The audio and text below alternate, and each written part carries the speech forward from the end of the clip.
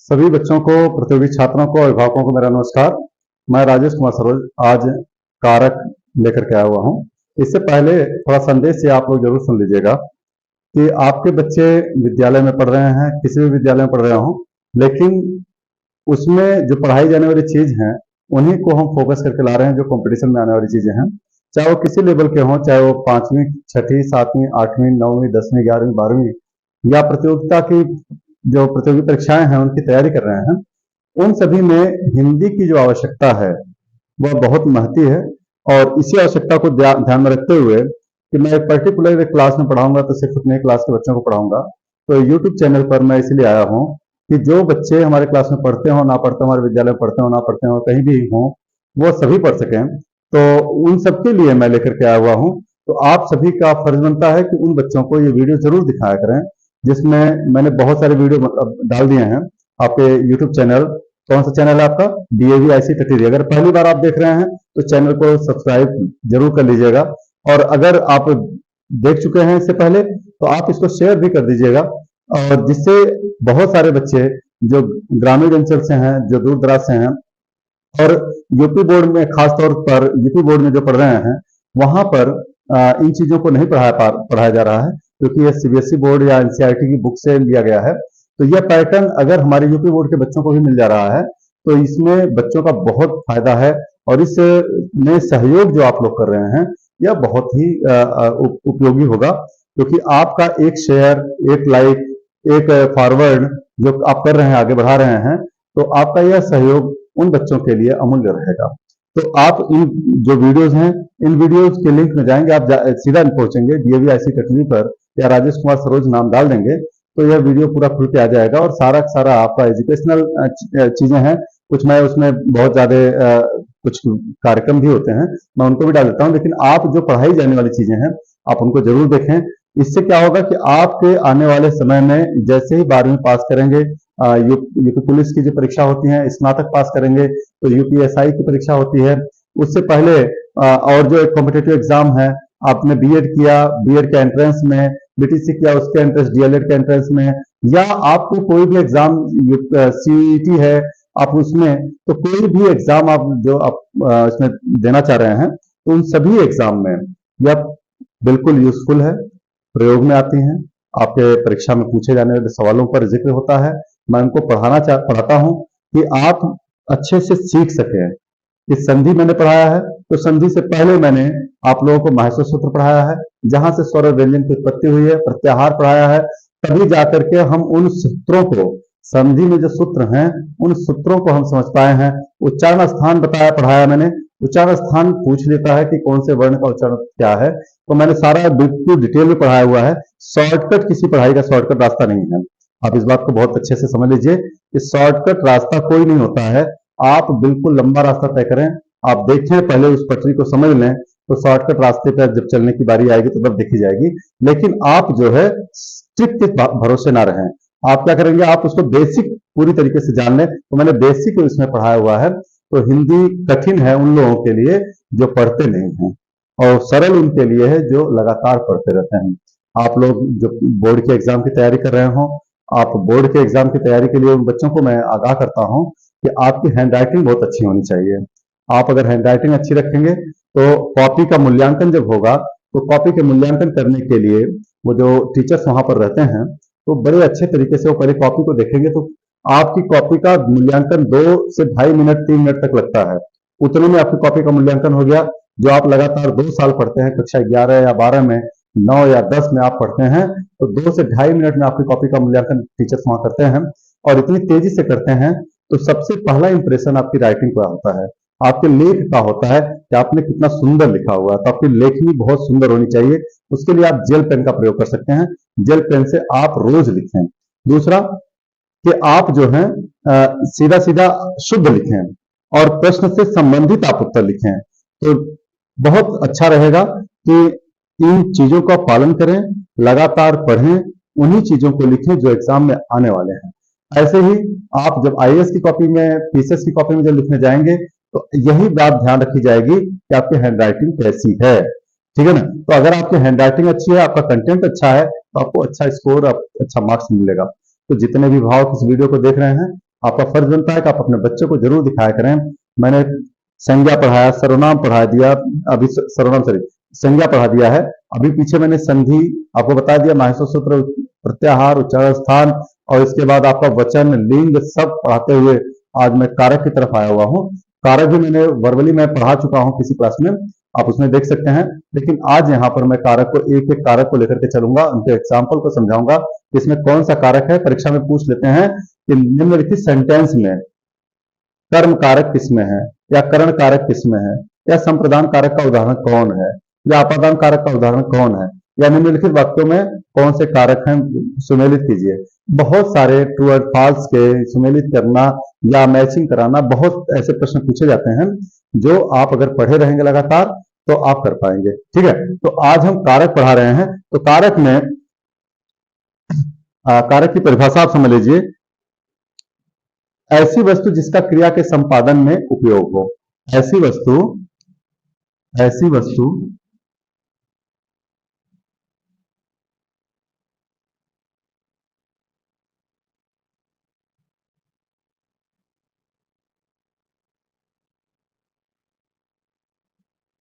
जिसका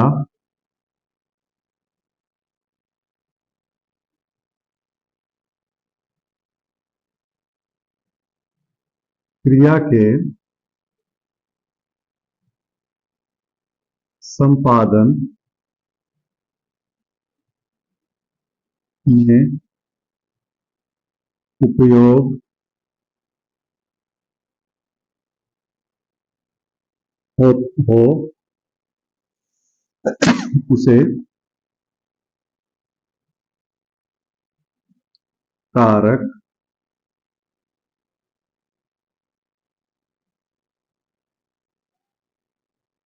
कहते हैं। ऐसी वस्तु जिसका क्रिया के संपादन में उपयोग हो उसे हम कारक कहते हैं।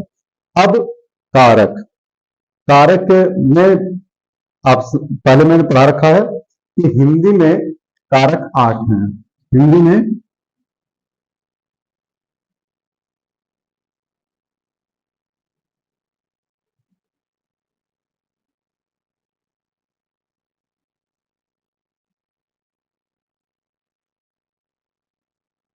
कारक की संख्या 8। संस्कृत में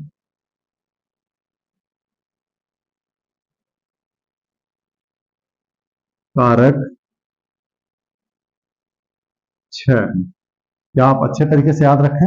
हिंदी में कारक 8 हैं और संस्कृत में कारक 6 हैं। ठीक है ना? तो उसमें मैं आपको आज बताऊंगा विस्तार से कि जो शब्द रूप होते हैं वो शब्द रूप 8 विभक्तियां होती हैं उसमें। प्रथमा, द्वितीया, तृतीया, चतुर्थी, पंचमी, षष्ठी, सप्तमी और संबोधन या अष्टमी। ठीक है ना? तो ये ऐसा क्यों होता है कि वो कारक में मतलब जो विभक्ति शब्द रूप हैं उनमें इस तरह की विभक्ति और वचन भी होते हैं। मैंने हिंदी में बताया था आपके वचन, हिंदी में वचन,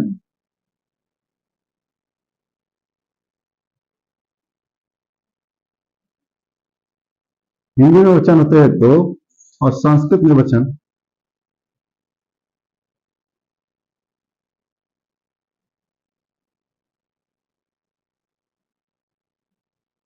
3।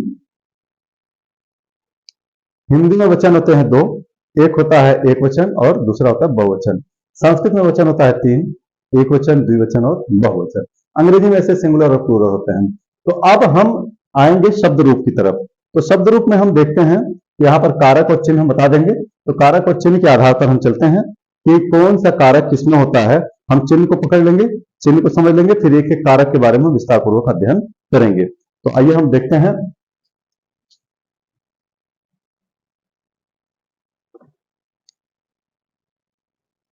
यहाँ पर होती है विभक्ति।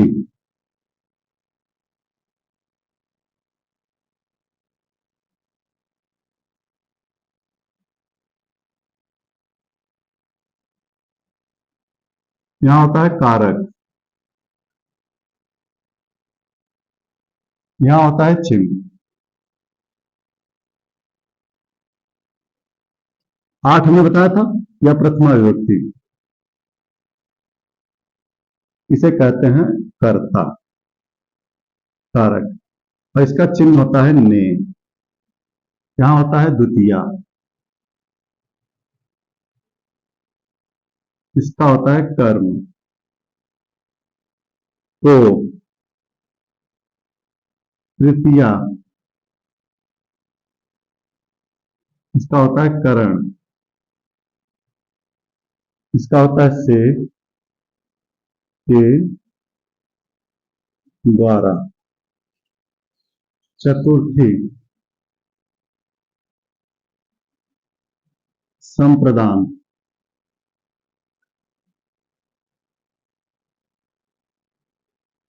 के लिए।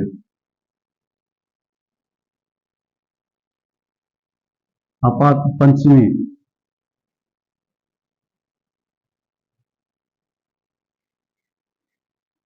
अपादान,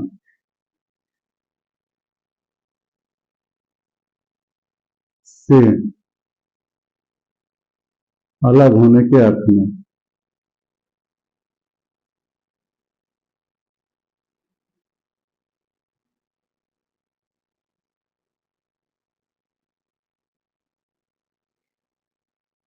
षष्ठी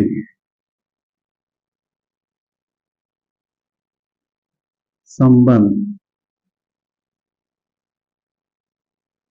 का के ही रा रे रि। सप्तमी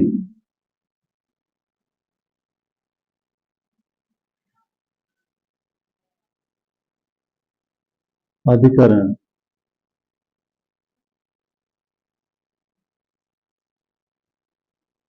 में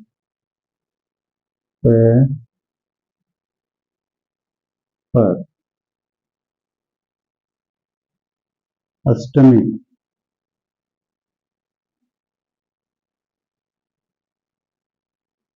या संबोधन।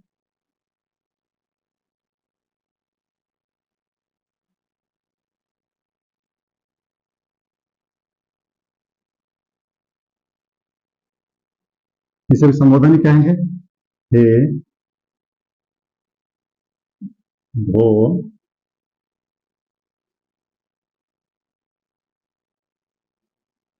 हरे।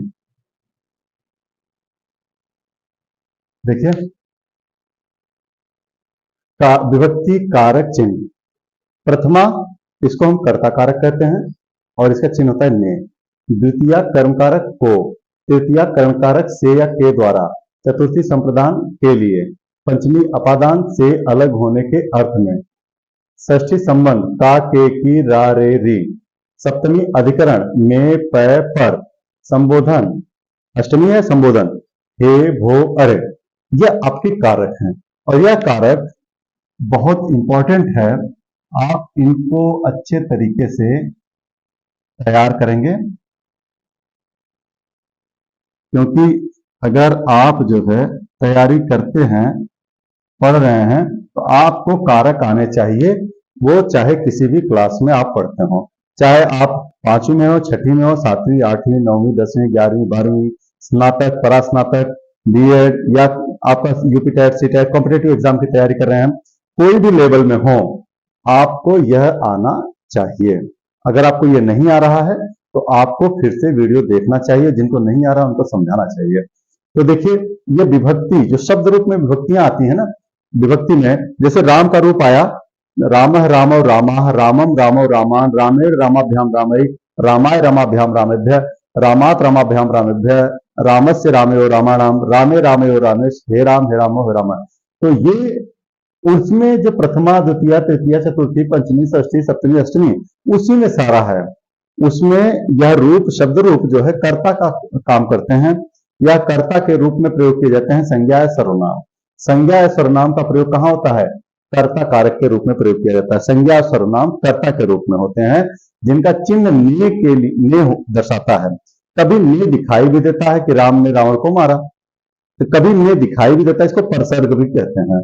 या कभी दिखाई भी देता है और कभी नहीं दिखाई देता है कि राम जाता है, ठीक है ना। तो राम जाता है, तो अब ये दिखाई नहीं दे रहा है, उसमें साइन नहीं दिख रहा है, परसर्ग नहीं है, लोप इसका विलोप है, लेकिन क्या है ये, उसमें कर्ता कारक का प्रयोग किया गया है।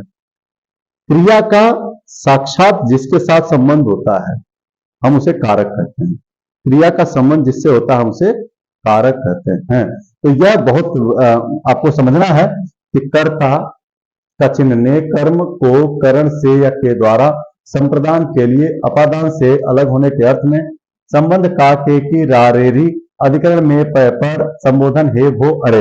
यहाँ पर देखिए संबोधन में यह साइन होता है जिसमें आदि बोधक चिन्ह जो होते हैं, जिसमें आदि बोधक चिन्ह ये लगे होते हैं, क्योंकि कभी आश्चर्य, कभी खेद, कभी दुख, है ना, कभी बुलाने के लिए प्रयोग किया जाता है, हम इसे संबोधन कहते हैं। कर्ता ने हो गया कर्म को जो कार्य करने वाला होता है, कर्ता जिसको सबसे अधिक चाहता है, कर्ता जिसको सबसे अधिक चाहता है उसे हम कर्म कहते हैं। जैसे राम रोटी खाता है, तो इस समय राम क्या चाह रहा है, रोटी खाना, तो रोटी खा रहा है, तो यार उसका प्रेम किसमें है, उसका जुड़ाव किसमें है, रोटी में है, इसलिए वह कर्म है। कर्ता जिसको सबसे अधिक चाहता है, कर्तृप्सित तमम कर्म, एक सूत्र है कर्तृप्सित तमम कर्म, कर्ता सबसे अधिक जिसको चाहता है उसमें कर्म कारक की विवक्षा होती है, कर्म कारक होता है। तो कर्म को करण से के द्वारा, इसका साइन होता है कि राम से या राम के द्वारा हमने यह मार्कर लिया या पेन लिया, तो करण से, ठीक है ना, जिससे जिसकी सहायता से हम, ठीक है ना, कार्य करते हैं, करण कारक है। संप्रदान के लिए, अब जिसको हम कभी हमेशा के लिए कोई वस्तु दान दे देते हैं, तो हम उसमें के लिए, है ना, के लिए जहां शब्द आ जाए तो वहां पर हम दान की विवक्षा में जो हमेशा दान दे करके वापस लिया नहीं जाता, तो ऐसे में संप्रदान कारक का प्रयोग किया जाता है। यानी अगर हम ये कहें गणेश को लड्डू बहुत अच्छा लगता है, तो निश्चित रूप से उनको अच्छा लगने वाले में भी संप्रदान कारक का प्रयोग होता है कि गणेश को लड्डू अच्छे लगते हैं, तो गणेश के लिए लड्डू अच्छे लगते हैं, तो अब ये वहां पर संप्रदान कारक होगा। क्लियर।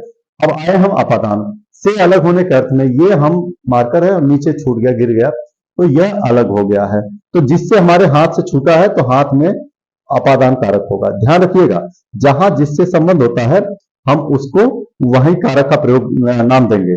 हमारे हाथ से पेन छूट गया, हाथ से मार्कर छूट गया, पेड़ से पत्ता अलग होता है, ठीक है ना, पेड़ से, तो अपादान कौन है, जहां स्थिर है, जिससे जुड़ा हुआ है उससे अलग होता है, तो जिससे जुड़ा हुआ है उसमें अपादान कारक होता है। यानी वृक्ष से पत्ता गिर रहा है तो अपादान वृक्ष होगा। क्लियर।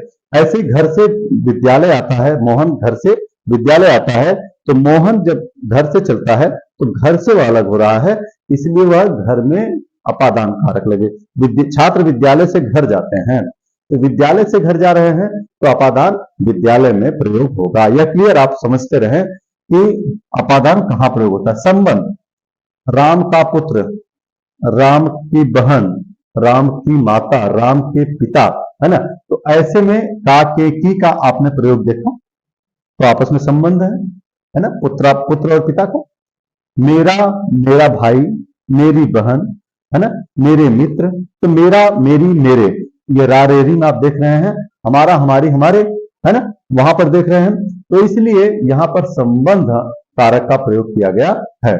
अब आइए अधिकरण कारक में पर, यानी घर में, मेज पे, है ना, मेज पर, है ना, तो ये आप क्या कह सकते हैं, या पे कह सकते हैं, इस पे तो पे भी कह सकते हैं, पै भी कह सकते हैं। तो अब इसमें क्या है, अधिकरण कारक यानी सप्तमी विभक्ति का प्रयोग किया जाएगा जहां पर ऐसे शब्द आते हैं। आप समझ लीजिए कि घर में, है ना, राम है, या घर में पुस्तक रखी है, मेज पर पुस्तक रखी है ना, तो ये आप एकदम समझ जाइएगा तुरंत ही कि इसमें अधिकरण कारक और सप्तमी विभक्ति का प्रयोग हुआ है। आइए, ठीक है, अब इसमें जैसे हे राम यहां आइए, भो राम यहां आइए, अरे ये क्या हो गया, ऐसा नहीं होना चाहिए था। ऐसे शब्दों में, ऐसे सेंटेंस में हम संबोधन कारक, है ना, तो वहां पर हम अष्टमी या संबोधन कारक का प्रयोग करते हैं। ठीक है, तो यह एक हम साधारण सा हमने एक परिचय कराया है, आप स्क्रीनशॉट लें, फिर आगे हम बढ़ते हैं कि कारक में कौन कौन से कारक कैसे कैसे हमें प्रयोग पढ़ना है, फिर उसमें आते हैं। देखिए, सबसे पहले नंबर पर लेकर के आया हुआ हूं कर्ता कारक। कर्ता कारक आप देख रहे हैं, कर्ता का अर्थ है करने वाला। हमेशा जो कोई कार्य कर रहा, मैं पढ़ा रहा हूं तो मैं, है ना, कर्ता हो गया। आप पढ़ रहे हैं तो आप कर्ता हो गए। ठीक है, यानी वाक्य में क्रिया करने वाले को कर्ता कहते हैं। जो क्रिया कर रहा है, जैसे पढ़ रहा है, तो जो कौन पढ़ रहा है, मोहन पढ़ रहा है, तो कौन पढ़ रहा है, मोहन, तो वह क्या हो गया, वह मोहन कर्ता कारक हो गया। ठीक है, और चाहे वो पढ़ रहा हो, चाहे गा रहा हो, चाहे लिख रहा हो, चाहे सो रहा हो, यह सब क्रियाएं हैं। पढ़ना, लिखना, सोना, जागना, उठना, बैठना, नाचना, कूदना, जो भी है, यह सारी क्या है, ये सब क्रियाएं हैं। और यह क्रिया करने वाला कौन होता है, कर्ता होता है। ठीक है, कर्ता सदैव संज्ञा या सर्वनाम होते हैं, यह बात ध्यान रखनी चाहिए। और इसमें एक चीज, परसर्ग, इसमें परसर्ग नहीं होते भी हैं और नहीं भी होते हैं, यानी यह परसर्ग रहित भी होता है, परसर्ग सहित भी होता है। कर्ता कारक का प्रयोग, कर्ता कारक का प्रयोग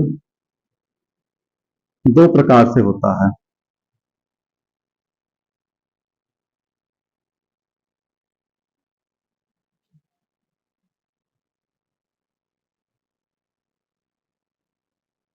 परसर्ग सहित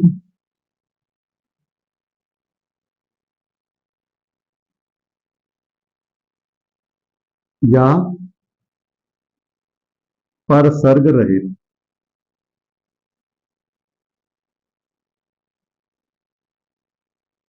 परसर्ग सहित क्या है, परसर्ग मतलब होता है चिन्ह, परसर्ग का मतलब होता है कारक का चिन्ह, परसर्ग,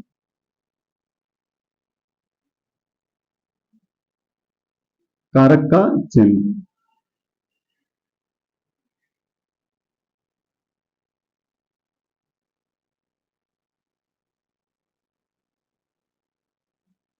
परसर्ग का मतलब होता है कारक का चिन्ह। परसर्ग ये सहित भी होता है और परसर्ग रहित भी होता है, या दोनों प्रकार से होता है, इसका प्रयोग होता है। देखिए जैसे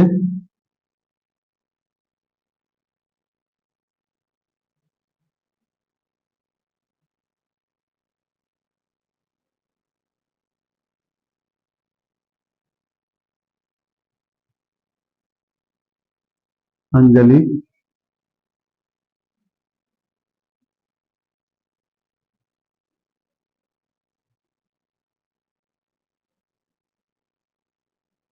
बहुत रोई। दूसरा सेंटेंस, दूसरा सेंटेंस हो जाएगा, सुनीता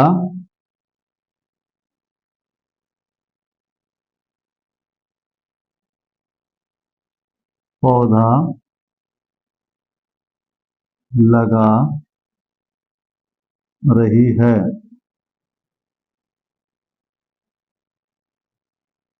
सुनीता पौधा लगा रही है। तीसरा, जीत ने अपने मित्र को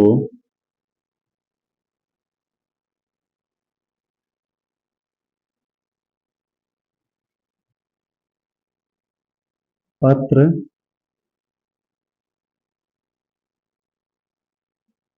लिखा। जीत ने अपने मित्र को पत्र लिखा। अब देखिए, यह अंजलि,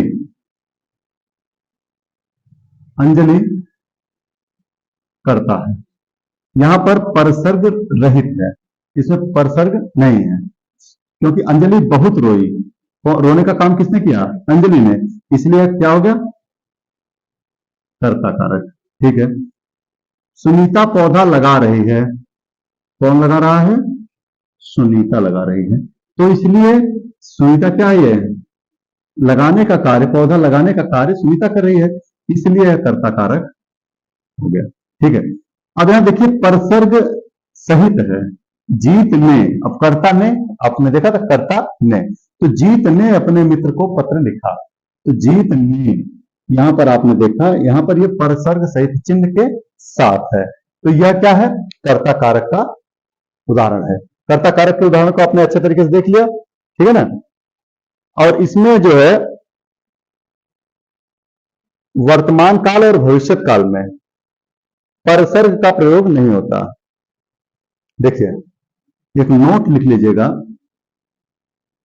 वर्तमान काल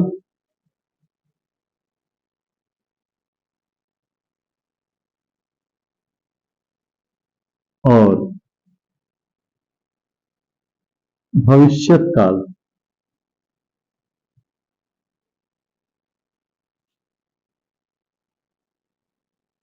के में कारक का चिन्ह, मतलब कर्ता कारक का चिन्ह, कर्ता कारक का चिन्ह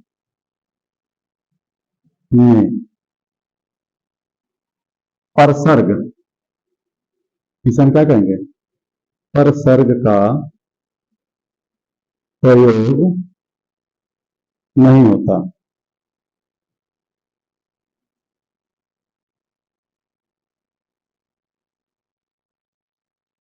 वर्तमान काल और भविष्य काल में कर्ता कारक का चिन्ह में परसर्ग का प्रयोग नहीं होता।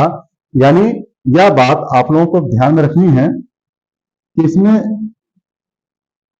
भूतकाल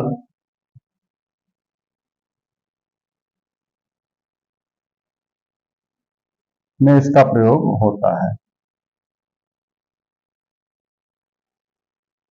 तो वर्तमान काल और भविष्य काल में कर्ता कारक चिन्ह का प्रयोग नहीं होता। देखिए, कर्ता कारक की पहचान के लिए क्यों और किसमें, ये दो प्रश्नवाचक शब्द हैं। कौन, कौन और किसमें।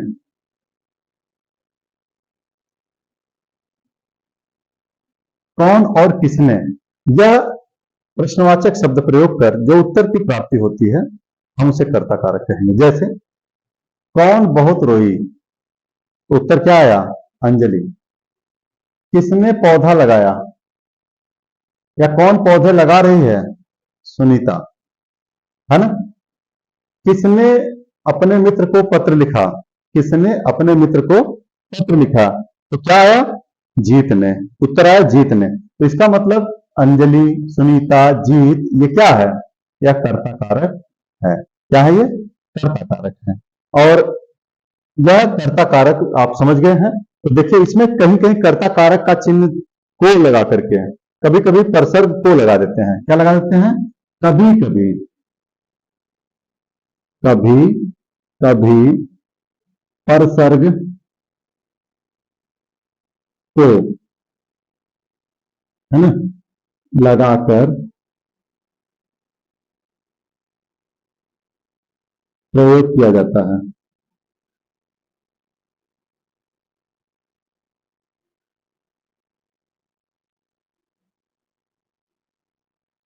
कभी कभी को लगा करके, जैसे राम को जाना चाहिए, राम को जाना चाहिए। अब देखिए, राम को जाना चाहिए, यहां पर परसर्ग क्या लग गया, को, ठीक है ना। तो ये कर्ता कारक है। क्या है ये, कर्ता कारक है। इसको उल्टा मत समझिएगा। अब जैसे विकास को घर जल्दी पहुंचना है, विकास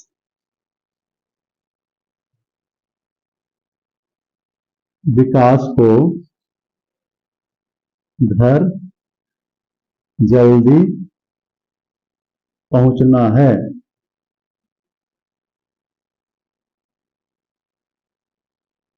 ना। तो विकास को, देख रहे हैं आप, यहाँ पर परसर्ग को लगा करके इसका प्रयोग किया गया है। तो विकास को घर जल्दी पहुंचना है, ठीक है।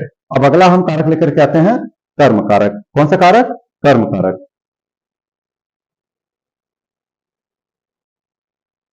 देखिए, कर्म कारक, कर्म कारक में वाक्य में जिस शब्द पर क्रिया का प्रभाव पड़ता है फल या परिणाम के द्वारा, है ना। वाक्य में जिस शब्द पर क्रिया का प्रभाव पड़ता है उसे कर्म कारक कहते हैं।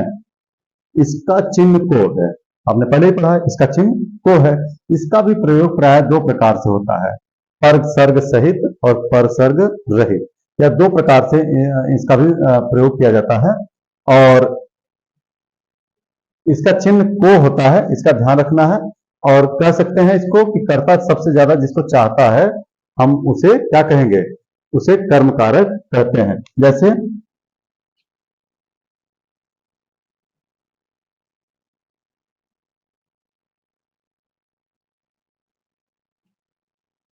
गाय ने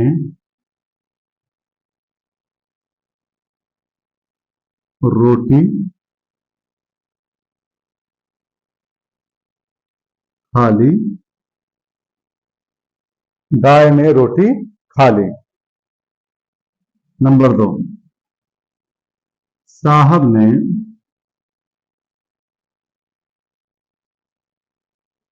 चपरासी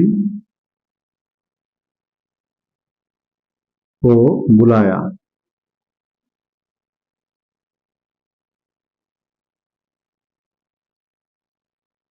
नंबर 3, दादी ने बच्चों को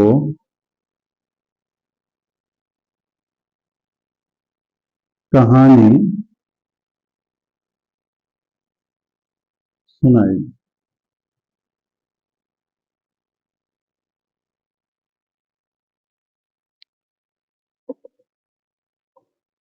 देखिए, दो तीन सेंटेंस हैं, तीनों में गाय ने रोटी खा ली, तो कर्म कौन है? अब इसको आपने देखना, कर्ता किसको सबसे ज्यादा चाह रहा है। देखिए, गाय ने रोटी खाई, तो किसको किसको खाया, ठीक है, किसको खाया? तो इसमें हम प्रश्न लगा करके करेंगे, क्या या किसे?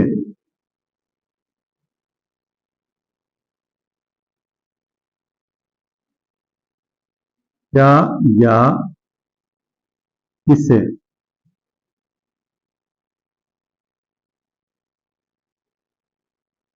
क्या या किसे प्रश्न लगा करके ये प्रश्नवाचक शब्द लगाएंगे और हम प्रश्न का उत्तर प्राप्त करेंगे। गाय ने क्या खा ली? गाय ने रोटी खा ली। तो कर्म क्या हो गया? क्या हो गया कर्म? रोटी। क्या हो गया? रोटी। साहब ने चपरासी को बुलाया, यह सेंटेंस है। साहब ने किसको बुलाया, किसे बुलाया? साहब ने किसे बुलाया? तो उत्तर आया चपरासी को। तो कर्म कौन हो गया? ये अंडरलाइन वाले, है ना। दादी ने बच्चों को कहानी सुनाई। अब इसमें दो बात है, इसमें दो कर्म है। एक तो बच्चों को देखिए और दूसरा कहानी। बच्चों को दादी ने किसे कहानी सुनाई? बच्चों को। दादी ने बच्चों को क्या सुनाई? कहानी। तो यहां पर द्विकर्मक है। क्या है ये? इसे हम कहते हैं द्विकर्मक। क्या कहते हैं? द्विकर्मक। यह सेंटेंस द्विकर्मक वाला है, द्विकर्मक वाला। एक कर्म है आपका बच्चों को और दूसरा है कहानी। अब देखिए, एक प्राणीवाचक है, प्राणीवाचक में कौन है ये? बच्चे प्राणीवाचक है, ये जीवित हैं। प्राणीवाचक यानी इसमें प्राण है। कहानी, इसमें प्राण नहीं है, अप्राणीवाचक।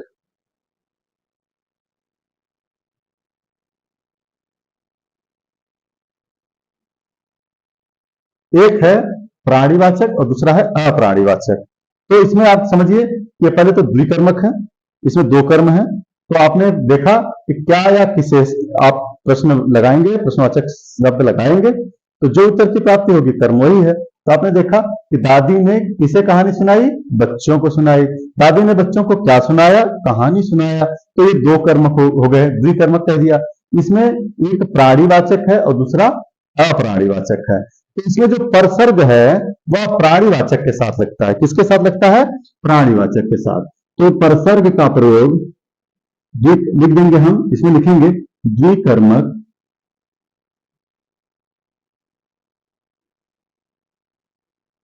में प्राणीवाचक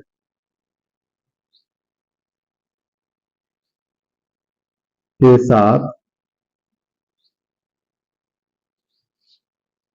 चिन्ह या चिन्ह को परसर्ग लगा होता है।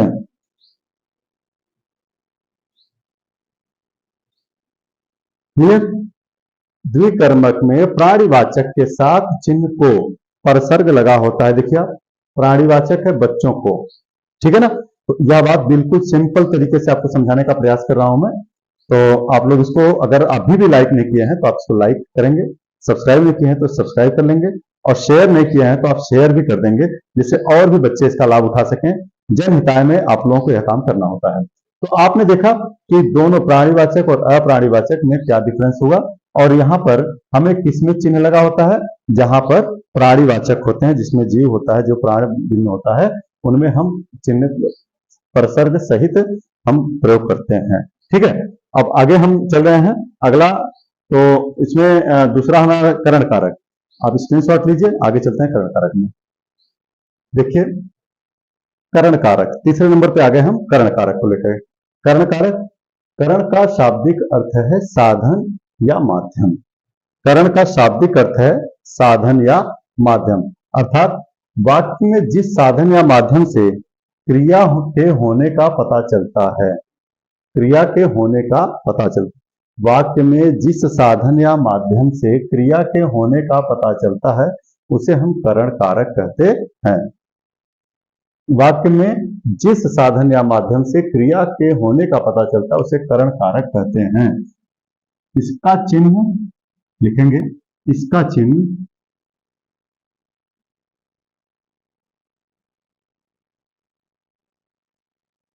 से के द्वारा, इसका चिन्ह से या के द्वारा होता, द्वारा है। ठीक है, तो अब इसमें हम जिसकी सहायता, किसकी सहायता ले रहे हैं, अब उसकी बात करते हैं। जैसे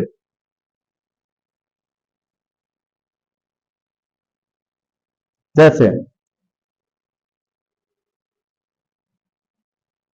मोहन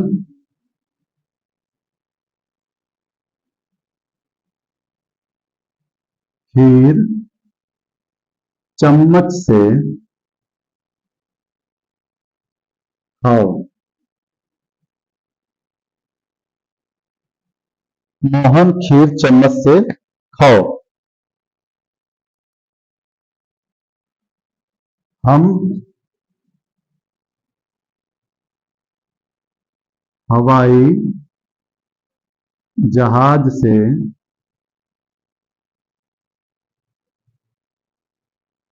कोलकाता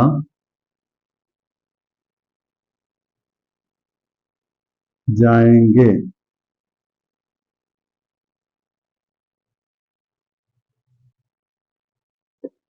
माली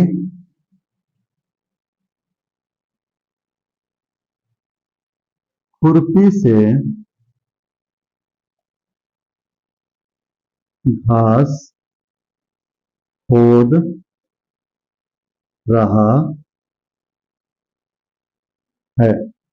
मालिक खुरपी से घास खोद रहा है। देखिए, मोहन खीर चम्मच से खाओ, हम हवाई जहाज से कोलकाता जाएंगे, माली खुरपी से घास खोद रहा है।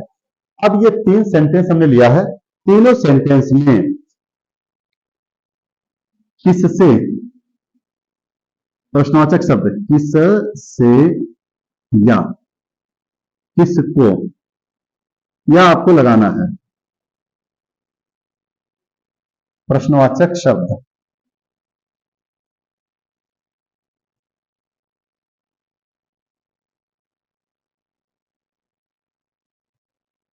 इसको लगाइए और जो उत्तर प्राप्त हो आप उसमें कारक का प्रयोग, वही कारक होगा उसका प्रयोग कर दीजिए। देखिए किससे या किसको, मोहन खीर किससे खाता है, मोहन खीर किससे खाता है, तो क्या हो गया, चम्मच से। तो करण कारक किसमें आया, चम्मच से। किसकी सहायता ले रहा है, चम्मच की। किसकी सहायता ले रहा है, चम्मच की। तो मोहन किससे खीर खा रहा है, चम्मच से। हम, अब देखिए इसमें, हम हवाई जहाज किससे जाएंगे, या नहीं सॉरी, हम कोलकाता किससे जाएंगे, हम कोलकाता किससे जाएंगे। तो किससे जाएंगे, हवाई जहाज से। तो यहां पर करण कारक कौन है, हवाई जहाज। कौन है, हवाई जहाज। अब मालिक किससे घास खोद रहा है, मालिक किससे घास खोद रहा है।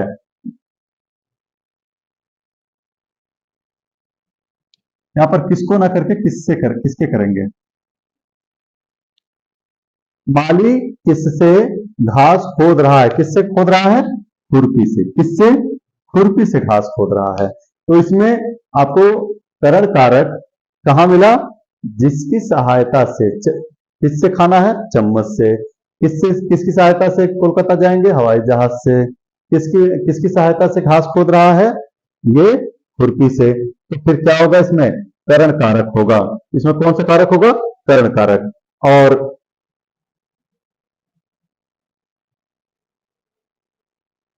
आगे स्क्रीनशॉट लीजिए, फिर चलते हैं संप्रदान कारक पर।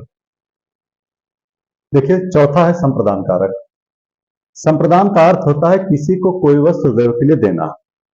संप्रदान का अर्थ है किसी को कोई वस्तु सदैव के लिए दे देना, यानी दान दे देना। ठीक है ना, उसे हम संप्रदान कारक कहेंगे। वाक्य में जिसको वस्तु सदैव के लिए दी जाती है, वाक्य में जिसको वस्तु सदैव के लिए दी जाती है, हम उसे क्या कहेंगे, उसी को संप्रदान कारक कहेंगे। या जिसके लिए कार्य किया जाता है उसे संप्रदान कारक कहते हैं। जिसको दे दिया जाता है, जैसे मोहन ने सोहन को गाय दे दी, दान दे दी। मोहन ने सोहन को गाय दान दी, या मोहन ने या राम ने मुनि को गाय दान दी, ऋषि को गाय दान दी। तो जो दान दी गई है वापस नहीं आनी है, हमेशा के लिए दी गई है। तो मुनि में चतुर्थी विभक्ति का प्रयोग संप्रदान कारक का प्रयोग होता है। ठीक है, तो इसमें क्या हुआ कि वाक्य में जिसको कोई वस्तु सदैव के लिए दी जाती है, जिसके लिए कोई कार्य किया जाता है, उसमें संप्रदान कारक होता है। इसका चिन्ह को या के लिए होता है, को या के लिए होता है। जैसे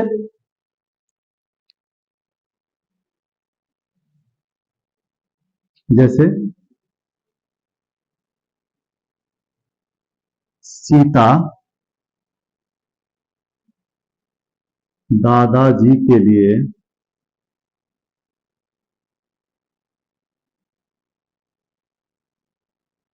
दवाई लाई है।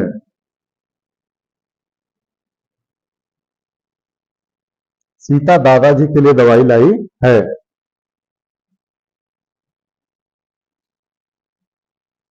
मोहन ने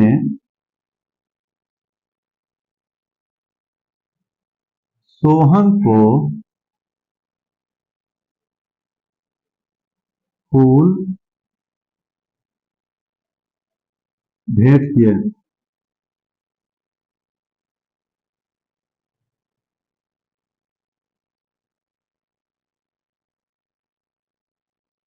मोहन ने सोहन को फूल भेंट किए। मां ने मेरे लिए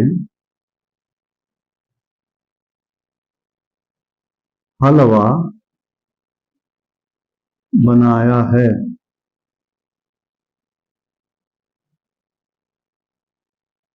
मां ने मेरे लिए हलवा बनाया है।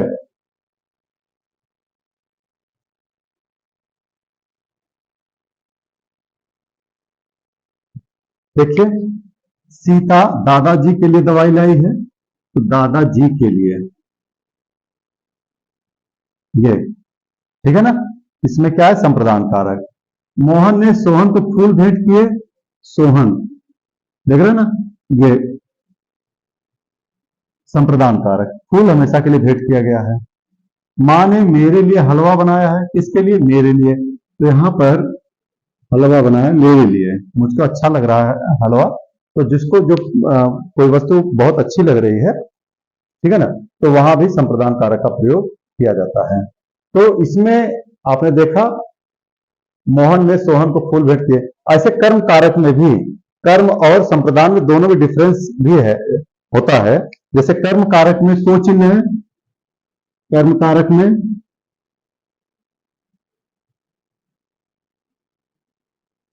जैसे राम ने रावण को मारा,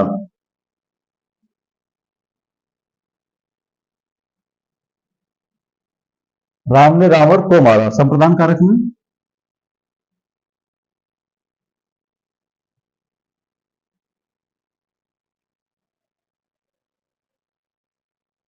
पूजा के बाद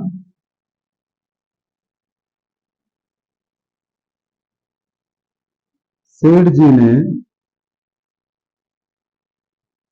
ब्राह्मणों को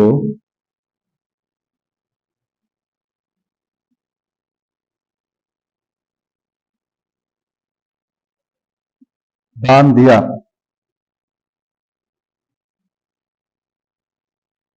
ठीक है, तो देखिए, यहां भी को है, यहां भी को है, ठीक है ना। लेकिन यहां पर ब्राह्मणों को दिया गया है दान। क्या दिया गया है? दान। तो दान देने की विवक्षा में क्या हो गया? संप्रदान कारक आ गया। लेकिन यहां पर क्या है? को, राम ने रावण को मारा, है ना। तो किसको मारा?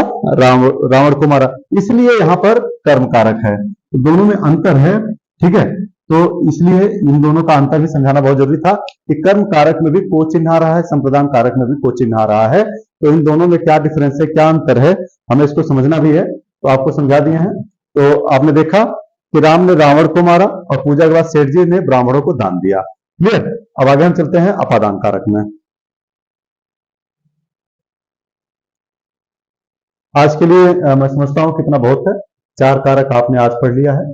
4 कारक मैं अगले वीडियो में लेके आऊंगा। और आप लोग से निवेदन कि अगर आप लोगों ने चैनल को सब्सक्राइब नहीं किया है तो आप सब्सक्राइब करेंगे, लाइक नहीं किया है तो लाइक करेंगे।